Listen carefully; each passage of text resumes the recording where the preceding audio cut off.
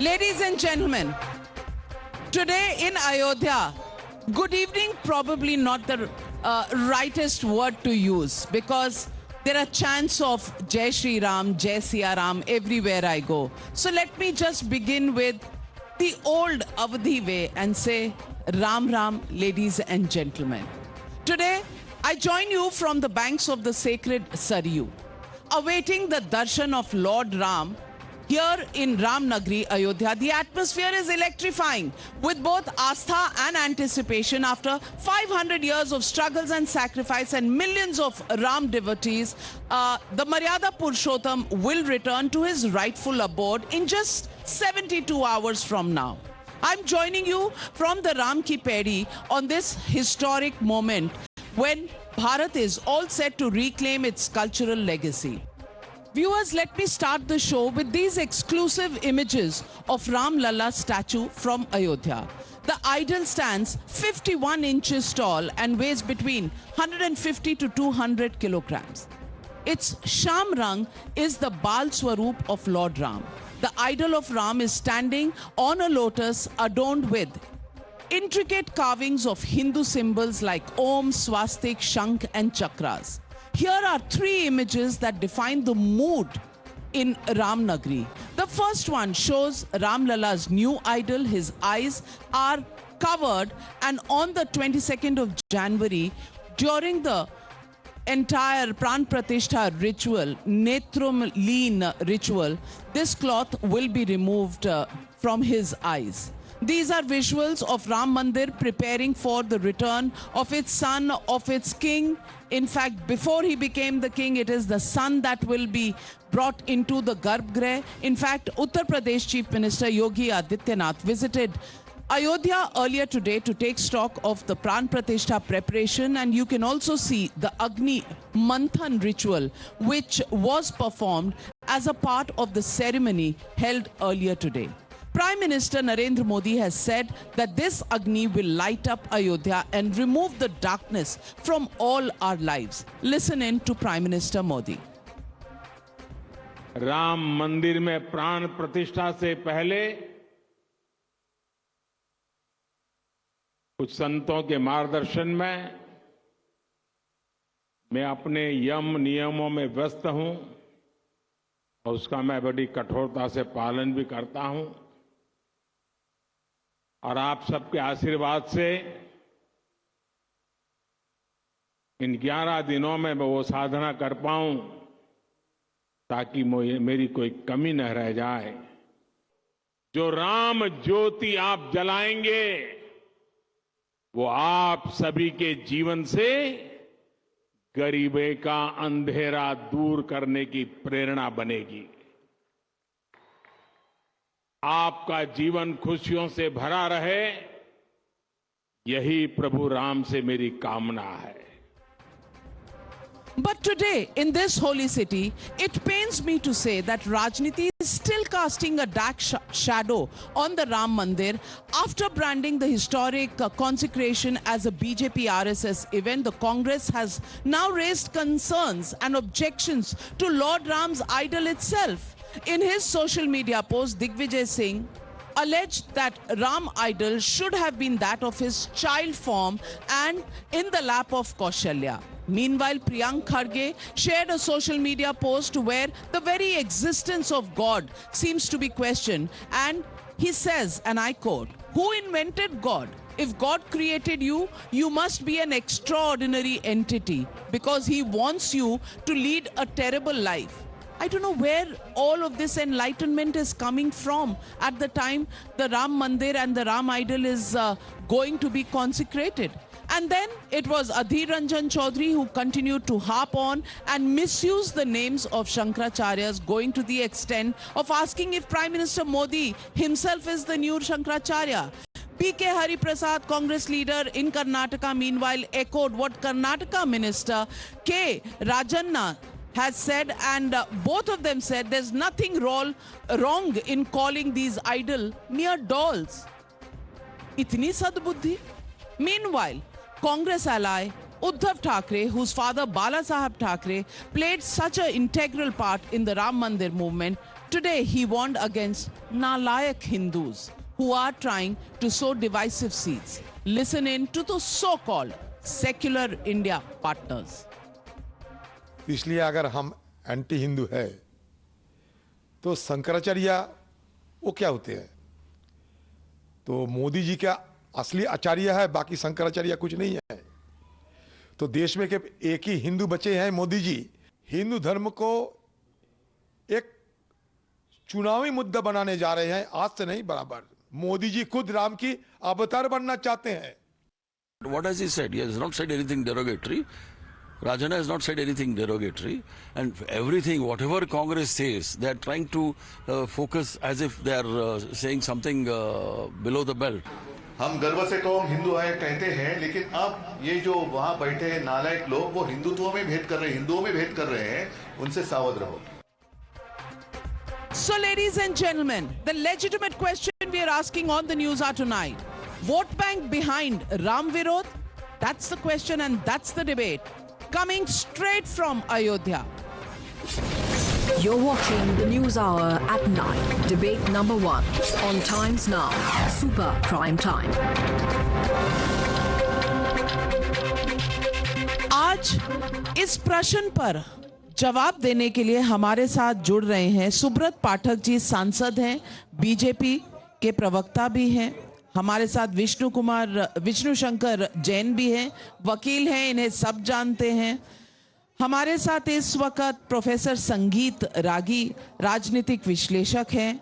नुसरत कुदूसी राजनीतिक विश्लेषक हमारे साथ जुड़ चुके हैं। शुभांकर भट्टाचार्य राजनीतिक विश्लेषक हमारे साथ यहाँ अयोध्या में मौजूद हैं। लेकिन मेरा पहला सवाल जाता है विनोद सिंह जी को, नेता हैं कांग्रेस पार्टी के। विनोद सिंह जी, सवाल मैं सिर्फ इतना पूछना चाहती हूं कि राम मैं नहीं होना चाहते, ना सही आपकी इच्छा है। राम को कौन कैसे देखता है, महसूस करता है, ये उसका अपना हक है। लेकिन ये रोज रोज इस तरह के क्यों बयान आते हैं कि राम जो है वो तो गुड़िया की तरह है।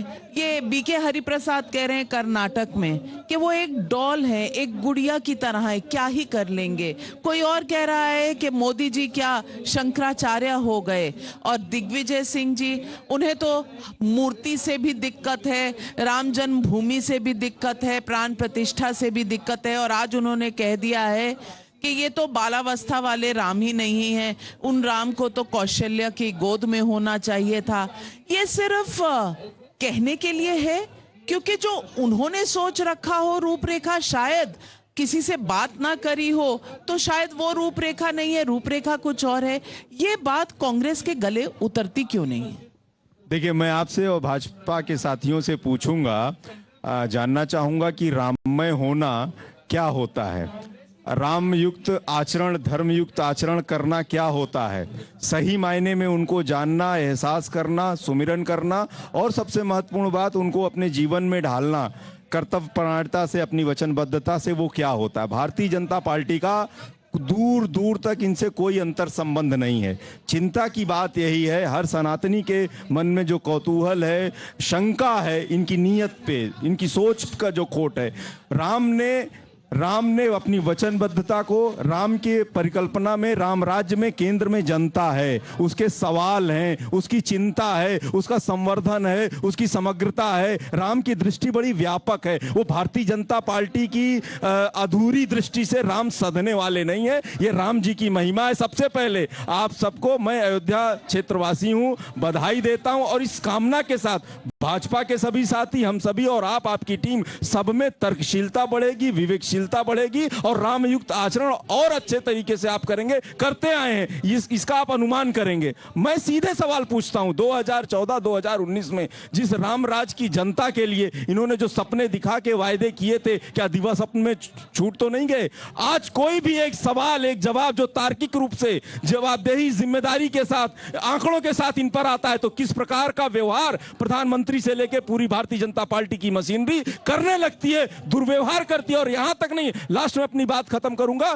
कोई भी सनातनी, चाहे औसत सनातनी हो, चाहे हमारे धर्म को जानने वाले मर्मज्ञ हो, सबके मन में ये बात, ये चिंता इतिहास में लिखी जाएगी कि आखिर क्या कारण था कि इतने बड़े आयोजन में हमारे मैं आरोप लगा रहा हूं सुब्रत जी पर, इसका जिम्मेदारी से जवाब दें, ईमानदारी से, क्या कारण था कि इतने बड़े भव्य आयोजन में अनदेखी की गई, अनसुनी की गई, उपेक्षा की गई और अपमान भी किया गया हमारे आदि शंकराचार्य का, जो कि पूरे हिंदू धर्म का प्रतिनिधित्व करते हैं। उनसे बड़ा कोई नहीं है, वो शिखर है, कोई संतोषजनक जवाब ईमानदारी से नहीं दे सकता। बहुत अच्छी बात कही, शंकराचार्य शिखर पर हैं, लेकिन 2004 में किसने उन्हें गिरफ्तार किया था शायद ये कांग्रेस पार्टी भूल जाती है, लेकिन सवाल याद आते हैं सुब्रत पाठक जी, तो सरयू के किनारे शंका, चिंता, सवाल सब इनके मन में है, बस नहीं है तो राम भक्ति नहीं है। जवाब दीजिए इनके सारे सवालों का। देखो, हेलो,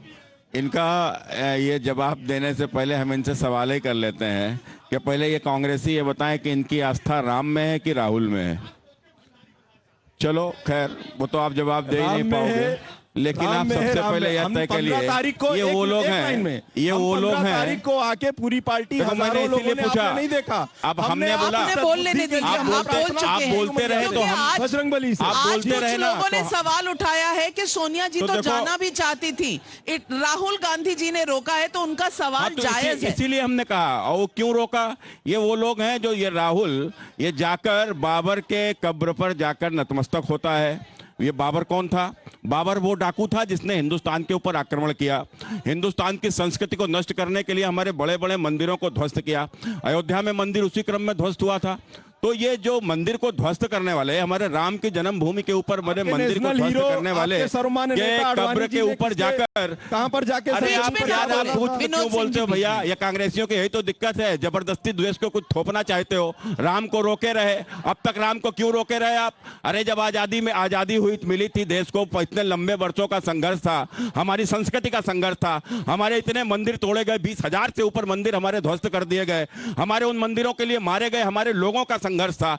और उसके बाद में आपने 1947 में देश का विभाजन किया, विभाजन भी आपने इस्लाम के नाम पर देश का कर दिया, और विभाजन करने के बाद में आपने एक बड़ा हिस्सा देश का इस्लाम के नाम पर दे दिया। तब तो हमारा मंदिर यहां बनाई देते, अरे सोमनाथ बन रहा था, राम का भी बना देते। हम 2 ही 3 तो मांग रहे थे जो हमारी आस्था के विशेष थे, भाई अयोध्या, मथुरा, काशी। आपने कभी आप कान में तेल डालकर बैठ गए, आपने सोचा ही नहीं, बल्कि बाबर की कब्र पर जाकर आप वहां पर नतमस्तक होते रहे। आप लगातार हमारी संस्कृति के जिन्होंने हमला किया उनके श्रद्धा सुमन चढ़ाकर हम लोगों को अपमानित करते रहे। आपने यही तो किया है देश में, और यही कारण है कि इस देश में भारतीय जनता पार्टी को भगवान राम ने स्वयं हमारे नेताओं को सद्बुद्धि दी, वो इस आंदोलन को लेकर चले, और उसके बाद देश ने भारतीय जनता पार्टी को ताकत दी, और जब ताकत हुई तो देखो आज देश में भारतीय जनता पार्टी का प्रधानमंत्री बना, उत्तर प्रदेश में भारतीय जनता पार्टी का मुख्यमंत्री बना, और भव्य भगवान का राम का मंदिर भी बनने जा रहा है। तो ये सब वही हो रहा है जो राम करा रहे हैं, लेकिन आपने तो राम को कभी अपनाया ही नहीं, आप तो वोट की राजनीति को अपनाते रहे।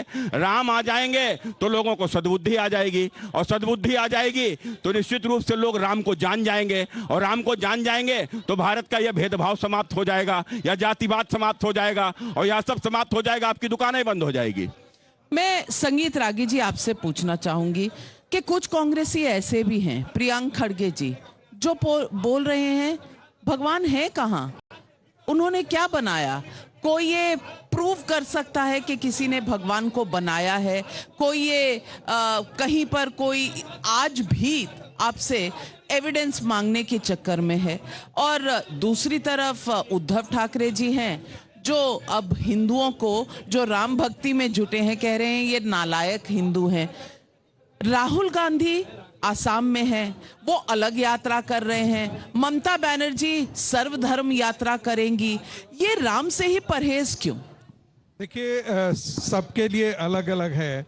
उद्धव ठाकरे जी के लिए तो यही कहूंगा कि संगति का बहुत बड़ा असर पड़ता है, और गोस्वामी तुलसीदास जी ने कम से कम 110-12 पेज जो है रामचरितमानस में ऐसे ही तत्वों की पहले उनकी विनती की है कि गणेश जी की वंदना तो की ही है, साथ साथ दुष्टों की भी वंदना की है ताकि अच्छा काम हो सके। तो दुर्बुद्धि उनको घेर रही है। नाश जब होता है तो सबसे पहले ईश्वर उसका विवेक हरण करते हैं, तो उद्धव ठाकरे का विवेक हरण हो चुका है।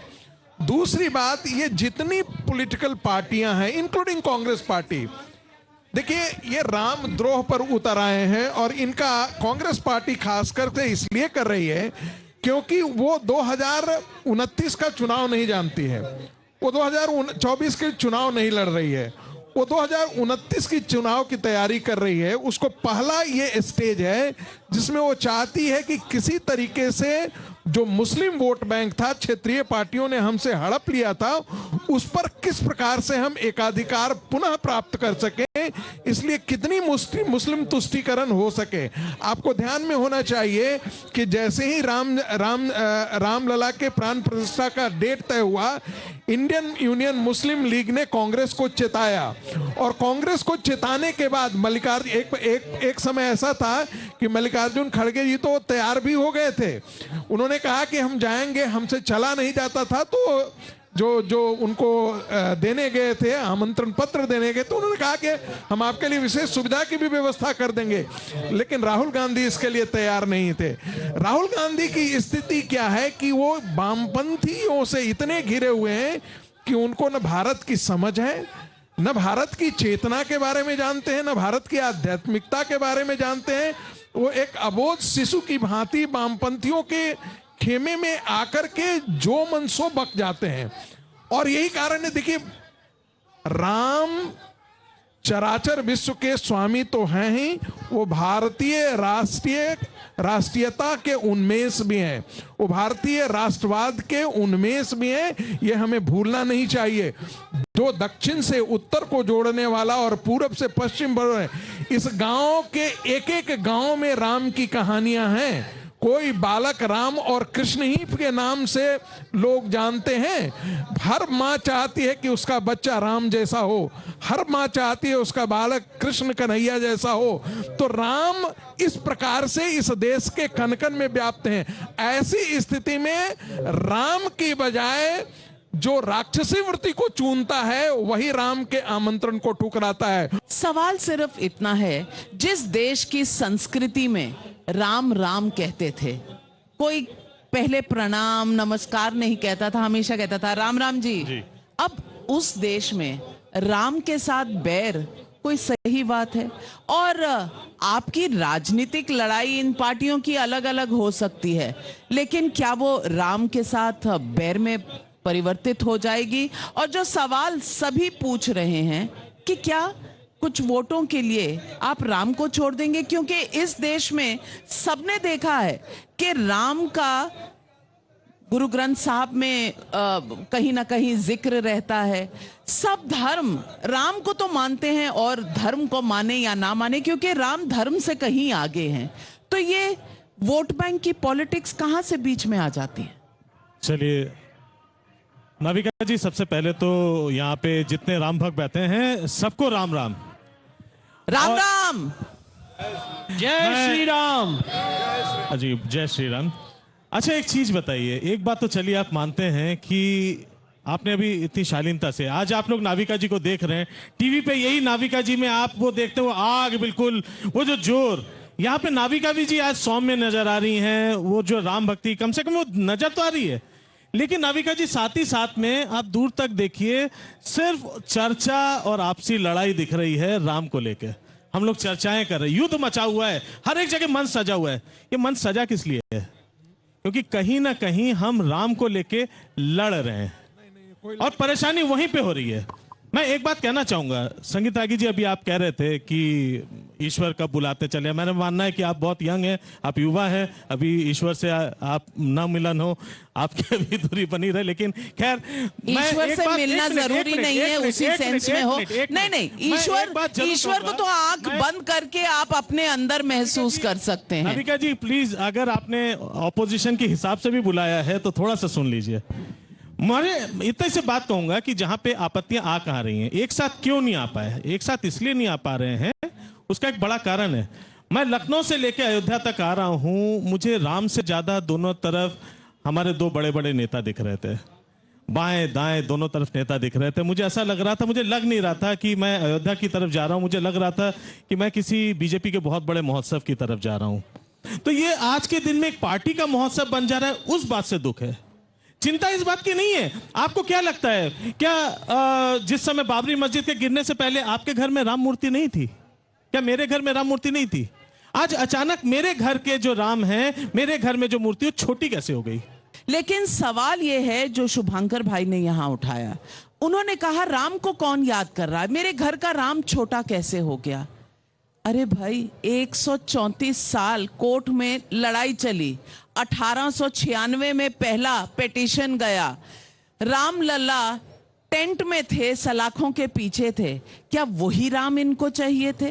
क्या राम कभी अपने घर में ना पहुंचे, ये चाहिए था? और आज इस युग में जब राम अपने गृह प्रवेश में जा रहे हैं, अपनी असली जन्मभूमि में जा रहे हैं, तो ये भारत के लिए क्या मार्गदर्शक करेगा जब राजनीतिक दल जो इस देश को चला रहे हैं उन्हीं का मार्गदर्शन नहीं हो रहा? मैं सबसे पहले आप सबको बोलना चाहता हूं जय श्री राम। और एक रामायण की बड़ी अच्छी चौपाई है, आज 22 जनवरी का दिन निकट है तो मुझे वो चौपाई याद आ रही है, जाकर नाम सुनत शुभ होई, मोरे गृह आया प्रभु सोई। अब भगवान राम हम लोगों के बीच आने वाले हैं, वो शुभ घड़ी आने वाली है। और मैं तो अभी सुन रहा था अपने भाइयों को यहाँ पे, ऐसा लगा इनकी भाइयों की बातों से कि इनको शास्त्र के महत्व का और कौन बुलाया जाए इसका बहुत ख्याल है, सारी चीजों का बहुत ख्याल है। तो मैं पूछना चाहता हूं कि जब ज्ञान व्यापी पे शिवलिंग पे वजू हो रहा था तब कहां पे थे, तब क्या स्टैंड था? कुतुब मीनार में लिखा हुआ है 27 जैन मंदिर और हिंदू मंदिर को तोड़ के उसके मलबे से बनाई गई, तब क्या स्टैंड था? मथुरा श्री कृष्ण जन्मभूमि में क्या स्टैंड है? और कौन सी सरकार थी जो प्लेसेस ऑफ वर्शिप एक्ट लेके आई? कौन सी सरकार थी जो वक्फ एक्ट 1995 लेके आई? कौन सी सरकार थी जिसने एफिडेविट फाइल करके कहा कि भगवान राम काल्पनिक है? कौन सी सरकार के वकील थे जिनके अंदर ये हिम्मत आई कि सुप्रीम कोर्ट में राम मंदिर का नक्शा फाड़ दे? कौन सी सरकार के ऐसे वकील थे जिन्होंने सुप्रीम कोर्ट में कहा कि इसको 2019 के चुनाव के बाद सुनिए? कौन सी सरकार के ऐसे वकील थे जिन्होंने सुप्रीम कोर्ट के जज को कहा कि इस केस से आप रिक्यूज कर लीजिए? ये सारा काम इस केस में नाविका जी बराबर रोड़ा मारने का काम इन लोगों ने किया है, हमने तो इसको देखा है। और जितने हिंदू समाज के लोग हैं, कोर्ट के पटल से हम लोगों को गाली दी गई कि हिंदू समाज के लोग तालिबानी है, और सुप्रीम कोर्ट ने इनके सारे आर्गुमेंट्स को जब कोर्ट का फैसला आया तो रिजेक्ट किया है। तो राम मंदिर का जो केस है, ये हमेशा इन्होंने कोशिश की उसका श्रेय लेने की, और उसका बड़ा अच्छा उदाहरण बताना चाहता हूं। प्रणब मुखर्जी ने किताब लिखी है द टर्बुलेंट ईयर्स, उसका पेज नंबर 128 है। उसमें प्रणब मुखर्जी ने लिखा कि राम मंदिर का ताला खुलवाना राजीव गांधी की बहुत बड़ी भूल थी।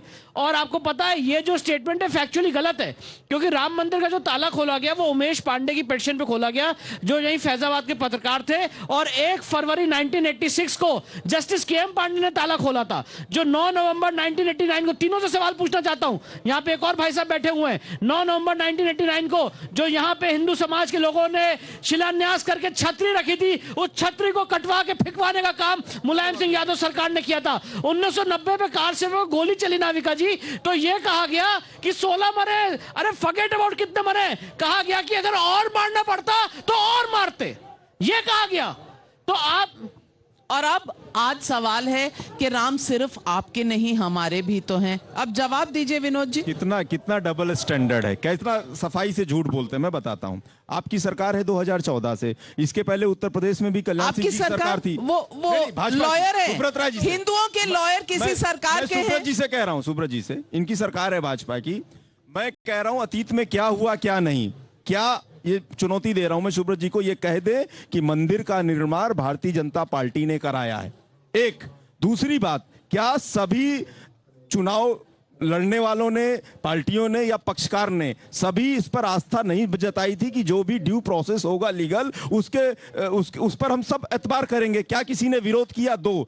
तीसरा, अगर इन्होंने काशी गिनाई, मथुरा गिनाई, अगर इतनी एब्सोल्यूट पावर में है, अगर इनको इतनी ही जल्दी है तो चुनाव का समय क्यों देखते हैं? चुनावी बेला का इंतजार क्यों करते हैं? इतना महिमा मंडन का स्वांग रचने का इंतजार क्यों करते हैं? एक झटके में जो भी, मैं आपसे कह रहा हूं, जो भी आपको बाधक नियम कायदे कानून लगते हैं सब बदल दीजिए। क्यों नहीं बदल सकते आप? आप? विष्णु सवाल जी, ये है, जवाब दे। सवाल ये है, एक बात कहना चाहता वो राम जिन्होंने अपने परिवार की मर्यादा के लिए, अपने देश की जनता की रक्षा के लिए, एक भारत में, एक विश्व में अपनी पहचान बनाने के लिए वचन की प्रतिबद्धता को सबसे ऊपर रखा, उन्होंने कुर्सी को त्याग दिया, और हर वो दुश्वारियां सही, और एक ये लोग हैं जो कुर्सी का और राजनीति का घालमेल करके खैर, राम को केवल इस्तेमाल विनोद सिंह करते जी, हैं, केवल बेचने का शायद काम करते आपकी हैं। ये याददाश्त गलत बात आपको थोड़ा सा धोखा दे रही है। जब शाह भानो का केस हुआ था तो ताले खुलवाने और राजनीति करने के लिए कौन गया था ताले खुलवाने?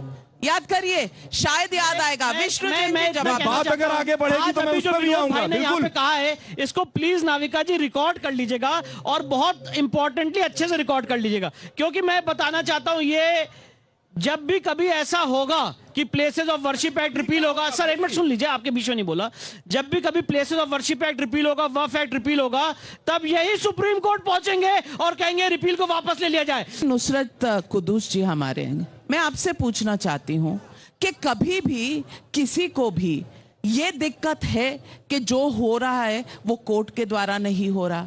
आजकल हर बार ये कहा जाता है कि जो हिंदू है वो नालायक हिंदू हो गया है। हिंदू तो 134 साल से इंतजार कर रहा था, कोर्ट कचहरी जा रहा था, वो कोई मारपीट तो कर नहीं रहा था अपने हक के लिए। अगर उसे लगता था कि राम मंदिर होना चाहिए, वो कोर्ट के थ्रू गया। ये जब समय है जब हर समुदाय को साथ होकर ईद होती है तो हम भी खुश होते हैं, कोई ऐसा नहीं है जो खुश नहीं होता है, सबके त्योहार सर माथे पर।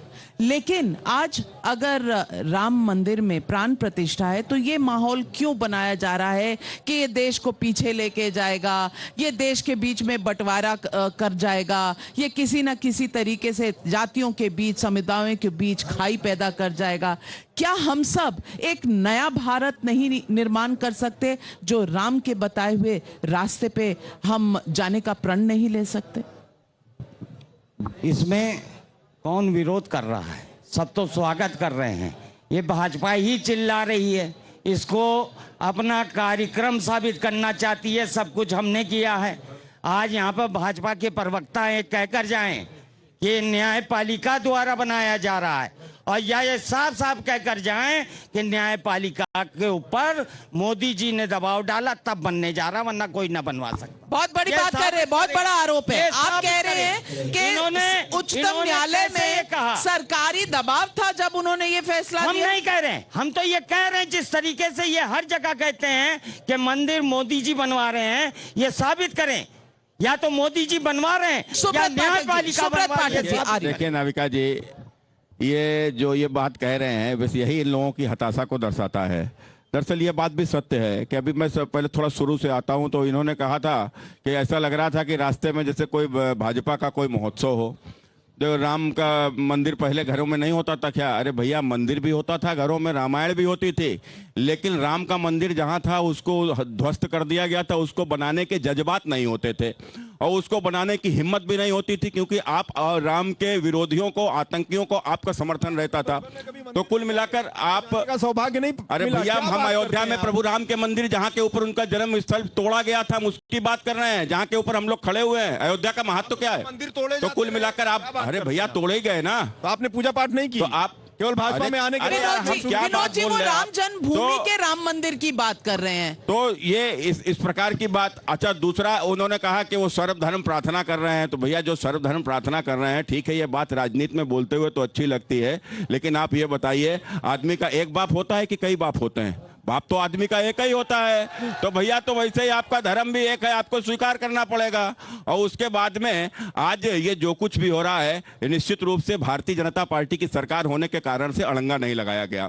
और जबकि पूर्व में सरकारें होती थी, उन्हीं की सरकारों के मंदिर ना बनने पावे विरोध में बड़े बड़े वकील खड़े कराए जाते थे। क्या ये एक पार्टी का कार्यक्रम है? ये राम मंदिर सभी हिंदुओं का, पूरे देश का है, पूरे देश का है, और कांग्रेस इसमें भागीदार है पूरे देश में। अब शुभांकर जी, ये जनता की राय है, ये जनता की राय है, और जनता जनार्दन सबके बॉस होते हैं। इसीलिए मैं आपसे पूछ रही हूं, कहीं कहीं जनता को समझने में, इस देश के लोगों को समझने में कोई गलती तो नहीं हो रही। आपको व्यक्ति विशेष से दिक्कत हो सकती है, लेकिन राम से दिक्कत, व्यक्ति विशेष की दिक्कत को राम की दिक्कत बना देना। और व्यक्ति विशेष हैं कौन? देश के प्रधानमंत्री हैं, बैकडोर से नहीं आए हैं। इस देश की जनता ने उन्हें चुना है और वह हम सबके प्रधानमंत्री हैं। तब भी इतना रंज, इतना रोष। किसको रंज है? आपके देश के प्रधानमंत्री, आपके मुख्यमंत्री वही यहाँ के उद्घाटन कर रहे हैं। मैं तो उस सवाल का जवाब दे रहा हूं कि जहां पे कि बाकी सब जो बाकी भी नेता जो चुन के आज के दिन में लोकसभा में पहुंचे वो भी चुन के गए, वो कोई भी बैकडोर की एंट्री नहीं पाया है। तो पहले तो ये गलतफहमी अपने दिमाग से दूर कर दिया जाए कि जो आज के दिन में उनके साथ नहीं पहुंचा वो सनातनी नहीं है। ये जो रेटोरिक फैलाई जाती है, ये जो एक तरीके से नैरेटिव फैलाई जाती है, वो गलत है। हम तो उस गलत का मैं सिर्फ वो कर रहा हूं। आप यहाँ पे राम मंदिर ला रहे हैं, हम भी तो यहीं पे खड़े हैं, अयोध्या में आपके बगल में खड़े हुए हैं। हम तो घर पे नहीं बैठ के ना आपके साथ बहस कर रहे हैं। आपने यहाँ पे बुलाया, हम यहाँ पे आके एक किसी भी बहस का मतलब ये होता है कि जहां पे एक किसी भी बात की एक आवाज होगी, उसकी प्रतिक्रिया होगी। आपने मुझसे प्रतिक्रिया मांगी, मैं उस प्रतिक्रिया का जवाब दे रहा हूं। भालो करे चेन। हाँ, तो मैं एक बात और बता दूं, क्या बीजेपी बंगाल में है कि नहीं है? आज के दिन में second largest party in Bengal, right? आप मुझे बताइए ना, कहां है शुभेंदु अधिकारी, कहां है दिलीप घोष? क्यों? वो सनातनी नहीं है। आप तो ये कह रहे हैं कि जो आपके छत्र छाया में आ गया वो सनातनी है, तो जो नहीं आया वो सनातनी नहीं है। जवाब दीजिए। तो इस रेटोरिक का क्या जनता के भी सवाल है, पहले पाठक जी का जवाब। नहीं, देखिए ये वही पूरी तरीके से इस पूरे प्रकरण से इन लोगों को शौक लगा हुआ है। भगवान राम के मंदिर में प्राण प्रतिष्ठा हो रही है, तो इनका शायद एक तरीके से सपना इनका टूट रहा है कि वहाँ के ऊपर पुनः बाबरी मस्जिद बनाएंगे। ये इस सोच को रखने वाले लोग हैं। और मैंने पहले ही कहा है कि जिस प्रकार से ये देखो, एक बात की कहीं पे मैंने ये बात कही, देखो पहले मेरी बात पूरी होने मस्जिद बनाना चाहती है। ये आप लोग भैया उसके लिए लगातार शुभ्रांश जी ऐसे स्टेटमेंट्स आए हैं, याद कर लीजिए, उठाकर। कांग्रेस के प्रधानमंत्री का यह बयान था, बोला है उसका पूरा नरसिम्हा राव का यह बयान था, उनको कोर्ट में खड़ा कई देश में कई आपके कांग्रेस के, सपा के तमाम सारे नेताओं ने इस बात को कहा भी है। तो देखो आपके जेहन में क्या है वही है, आप इसीलिए विरोध कर रहे हो। आपका विरोध करने का कोई कारण नहीं है। और दूसरा, मैं नाविका जी, मैं स्पष्ट रूप से कहूं, होता वही है जो राम चाहते हैं। बहुत सीधी सी बात, आपको ध्यान हो तो मैंने एक बयान दिया था कि जो राम भक्तों के हत्यारे हैं इनको अयोध्या में ना बुलाया जाए, और यदि गलती से पहुंच भी जाए तो इनको घुसने भी ना दिया जाए। और ये मैंने अयोध्या के लोगों से मैंने आवेदन किया था। खैर उसके बाद भी ट्रस्ट से बुलाया गया। अब जब ट्रस्ट से बुलाया गया तो आप देखो, राम को नहीं बुलाना था, क्योंकि लाखों लोग मारे गए हैं। इतने 500 वर्षों में लाखों लोग मारे गए हैं, और ये लाखों लोगों की आत्माओं को कष्ट होता अगर ये लोग मंदिर के दर्शन को आते। जनता के सवाल हैं, जनता से कौन सवाल पूछना चाहता है? मेरा नाम नवनीत कुमार है, औरंगाबाद बिहार से आए हुए हैं। कांग्रेस और भाजपा की जो बात हो रही है, अभी पूरे क्षेत्र में कहीं भी कांग्रेस पार्टी के अगर कार्यकर्ता हैं उनका सर झुका हुआ है। क्यों? हमको समझ में नहीं आ रहा है कि वो हमारे सनातन धर्म के भी हैं, उनको भी तकलीफ हो रहा है। बहुत अच्छा सवाल पूछा विनोद जी, जवाब और इसका जवाब दीजिए। और अगर ऐसा रहा तो भविष्य में कांग्रेस को वोट देने वाली कोई हिंदू बचेगी नहीं। कोई हिंदू कांग्रेस को वोट नहीं देगा, समझ गए ना? अगर आप लोग अभी से भी नहीं सुधरे तो आप लोग बर्बाद हो जाइएगा। कांग्रेस के जितने वर्कर हैं शायद उनका भी सर झुका है इस फैसले से कि प्राण प्रतिष्ठा में शामिल नहीं। इनके सवाल और जवाब में जो भेदक रेखा है मैं उसको व्यक्त करता हूं। धर्म और अधर्म में अंतर नहीं है, अधर्म में भी धर्म आता है। रावण भी साधनारत उसी तरीके से थे, पूजा पाठ बहुत अच्छे से करते थे, लेकिन उनका कृतित्व कैसा था, उनकी सोच कैसी थी, तो ये भेद को मिटाना पड़ेगा। भारतीय जनता पार्टी बहुत चालाकी से, बहुत साफ गोई से मिसलीड करते हुए श्रेय लेना तो चाहती है। आप भारतीय जनता पार्टी को रावण कह रहे हैं और खुद को राम? जाहिर सी बात है। वाह वाह, बिल्कुल राम है कांग्रेस पार्टी, क्या राम है? जी बिल्कुल, राम की आत्मा क्या है? राम की प्राण प्रतिष्ठा में आप नहीं है, लेकिन राम आप है, रावण बीजेपी है। चलिए ये जनता क्या कहती है इस बारे में? नहीं, राम का मूल क्या है? अगला सवाल कौन पूछेगा? यहाँ सामने माइक दीजिए। ये जो अपोजिशन पार्टी के प्रवक्ता और लीडर हैं जो ये कह रहे हैं कि भारतीय जनता पार्टी राजनीति के लिए काम कर रही है, ये राम के लिए नहीं काम कर रहे हैं। हमारे भारतीय जनता पार्टी के एक ऐसे मुख्यमंत्री जिन्होंने राम मंदिर के लिए मुख्यमंत्री पद से इस्तीफा दे दिया। आप बात कर रहे हैं आपको धर्म और अधर्म में, आप कह रहे हैं अभी कि धर्म में और धर्म में कोई फर्क ही नहीं है। इनको यही नहीं मालूम है कि धर्म और अधर्म क्या होता है, ये क्या जानेंगे फर्क। जिस प्रकार से कांग्रेस हिंदुओं के साथ विश्वासघात कर रही है, जिस प्रकार से कांग्रेस हिंदू मन के खिलाफ काम कर रही है, राहुल गांधी कांग्रेस पार्टी की 13वीं करके जाएंगे। यानी कि राहुल गांधी कांग्रेस को पूरी तरीके से खत्म ही कर डालेंगे। हम नहीं चाहते हैं कि ऐसा हो, लेकिन जनता हम नहीं चाहते हैं कि ऐसा हो, लेकिन राहुल गांधी का राजनीतिक नेतृत्व कांग्रेस को नाश और विनाश के रास्ते पर ले जा रहा है। यहाँ किसी व्यक्ति विशेष की बात नहीं, उनकी 13वीं की बात नहीं है। विनोद सिंह जी, आप भी जो बोली है उसका फर्क और उसकी, लेकिन जनता का मन जो ना पहचाने, जनता के दिल में क्या है जो ना पहचाने, जो पब्लिक के सवाल ना पहचाने, उनका जवाब ना दे सके, वो कौन सा नेता। और राम जब आ रहे हैं तो भारत में उनका ढोल तकाशे बनाकर बजाकर अगर हम स्वागत ना करें तो हम कैसे भारतीय हैं।